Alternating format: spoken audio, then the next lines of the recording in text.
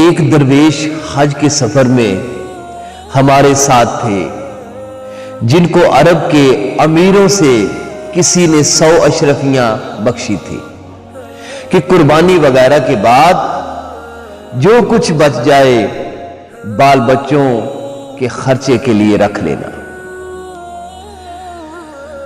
رات کو قافلے پر ڈاکہ پڑا اور جس کے پاس جو کچھ تھا ڈاکو سب کی صفائی کر گئے، سوداگر اور مالداروں کے ہاں تو ماتم برپا ہو گیا، مگر اس نیک بخت درویش کی حالت میں کوئی تبدیلی واقعہ نہ ہوئی۔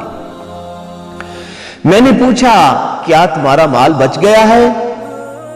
اس نے کہا ہرگز نہیں، لینے کو تو میرا بھی سب کچھ لے گئے، مگر مجھے اس سے اتنی محبت نہیں تھی کہ جاتے رہنے سے کوئی پریشانی ہوتی۔